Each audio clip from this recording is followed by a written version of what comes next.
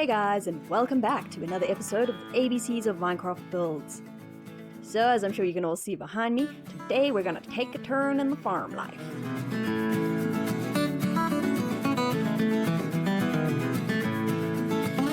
So behind me you can see I've already got a barn that's been built up in the red, and what I'm gonna do in today's video is just go through all the different tips and tricks, and hopefully you guys can pick something up from my crazy methods. Obviously, these builds are all designed to be made in vanilla Minecraft, and ideally they're actually supposed to be built in survival mode. Then, as you can also see, I went ahead and also built up a farmhouse. I just kind of wanted to build something extra, add to the environment. So if you guys want to see how I did that one as well, make sure that you stick around to the end of the video. So since today's episode is focusing around B, I think that we should all start taking a look at block palettes before we even get building.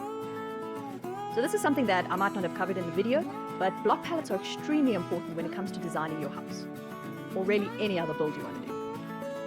So what I like to always do just before I start choosing my block palette is just ask myself a few questions. First one being, very obviously, what color do I want my build to be? Do I want it to be something that's going to stand out, something that's bright, or do I want something that's going to fade into the background? What I went for this time is I actually decided to go with the red concrete. This just provided a really bright, really contrasted look to the build. However, what I like to look at next is kind of looking at what materials are going to be linked in the design. If you happened to watch last week's video, and if you didn't, just click on the link, you can go see it over there. We actually ended up focusing on apartments. So I kind of wanted to create this really hard, steely, modern design. So I went and instead used hardened concretes, different types of stones, and really just a neutral grey palette overall. So what I ended up doing, because I wanted this one to be a lot more of a natural build, I actually ended up asking myself, what is it that farms provide? What is the purpose of that farm? Is it holding livestock? Maybe can I use any of those blocks to build up that design? So that's kind of why I went for the blocks that I did. I wanted to keep things very natural, kind of use the wool as the roof to give this very interesting texture, and then to provide contrast, just bouncing off the red and the white, I ended up using all the different shades of the wood blocks. Personally, you can go for any of the colors in the wood that you want. Maybe you can use them all, maybe you can use only one. Personally, I just kind of went for the dark oak. It just provides the best accent. But I also would then balance it out with oak and spruce wood. And then finally, if you just want to add on an accent, you can always use a stone or a cobblestone with great base accent. What I ended up doing later on in one of the builds is I actually ended up upgrading to use sandstone. And this just kind of provides a neutral block that can kind of slip into any of your block palettes that you might be working with. And really, it just kind of adds on that extra third color if you're needing one, if you're feeling like your palette was very boring. However, you've got to be very, very careful that you're not over-accentuating your builds. Alright, now it comes down to building up that basic layout. This is oftentimes where I like to plan my base design, kind of get an idea of what I'm going to be building up just now. So what I've just done here is I've just gone ahead and made a 12 by 20 rectangle. And then I went ahead and started building up this frame by 10 blocks, kind of turning this rectangle into a solid form. This just makes it so much easier because then I have a flat surface to work off of rather than trying to guess where my design's going to go.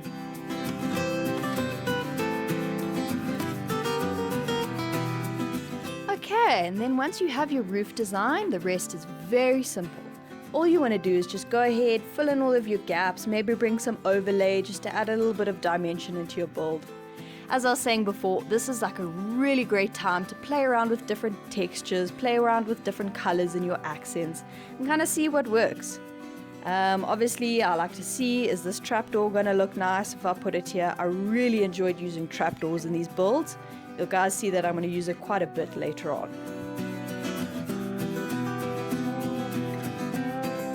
And here we go. So this is obviously what it looks like when it's done. This is a super basic build. And I wasn't really happy with the way it was looking. I kind of wanted to go and make a few more upgrades, a few more advanced designs, just by tweaking a few things here and there. I then went ahead and just started constructing the 18 by 25 base layer. Obviously, same process again. I'm just going to go ahead, build up that red frame by 10 blocks, just kind of build out that base structure. Then once I had done that, I actually wanted the barn to seem a little bit more structurally sound this time. So I went ahead and just built up these side beams by 9 blocks, and these would kind of just act as support for the roof. Then obviously going into the roof, using that white wool again and using that same stepping method in order to get that curved roof. Now, obviously you're going to go ahead, and I wanted to build in a large oval window around the top. And this was actually really simple to try and do it this way, because what I ended up doing was maintaining that same line that the roof was giving. This just helps make it much easier on yourself, because you can end up using that line that you've already created. You don't have to come up with something new.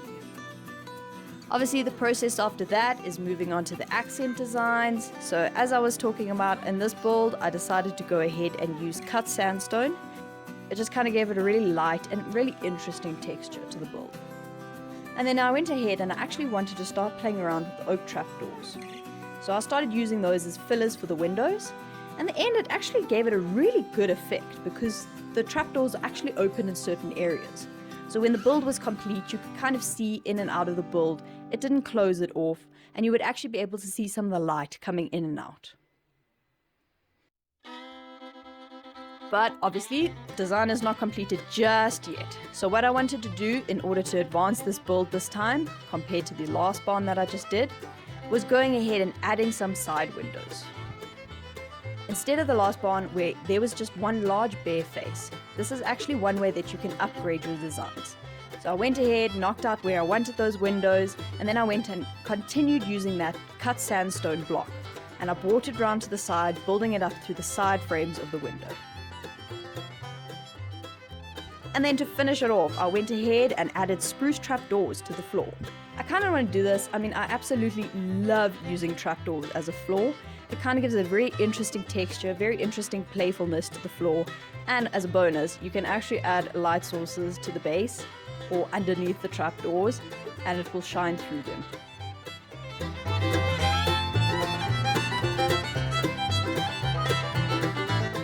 Okay, and there you go. This is now completed. We've kind of advanced that build. We've kind of enhanced it a lot. Just by doing these simple little things, you can kind of improve that build just from what you see. I absolutely love the way it turned out. There was kind of this playful appeal to it, using all of these bright colors, having all of the bold textures, and it fit in very nicely.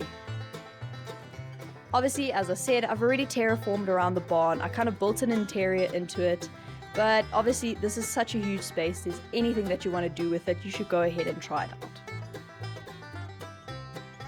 So obviously I just finished building the barn, but now it felt a little bit lonely, and I don't know, it just didn't feel quite right. So I wanted to go ahead and actually build up a rustic farmhouse with sort of like a silo or a tower attached to it. And by doing this, I was just able to help provide a different build there. It didn't feel quite so lonely. It felt like it had a purpose next door.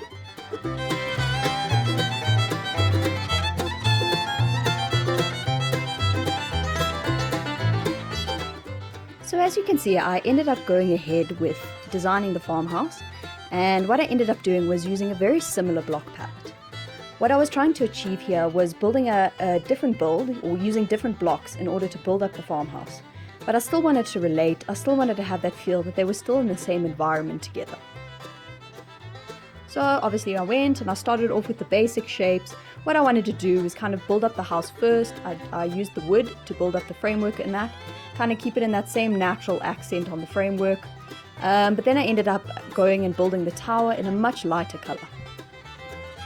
So obviously I went ahead, built up that tower to be really tall. You don't have to go ahead and do that. Sometimes you might want to have it a bit smaller.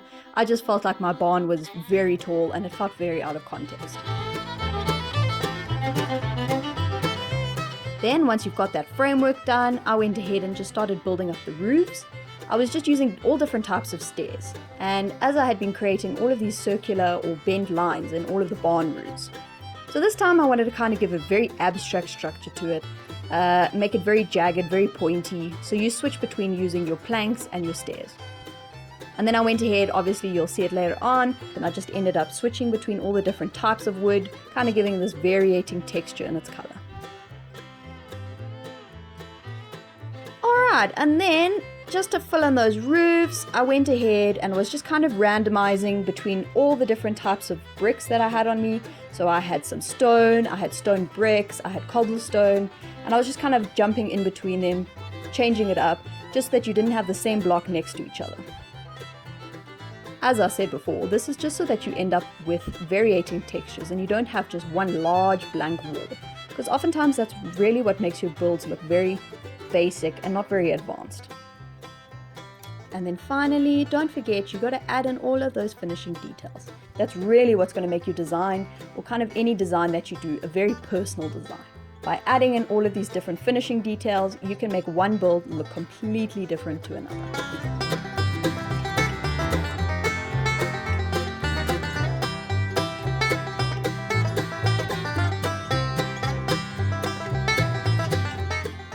And there you have it, a house that fits in with the barn structure. Even though they might not look exactly the same, they still kind of have these same similar textures, same similar organic feel. You know that it fits into this farm style.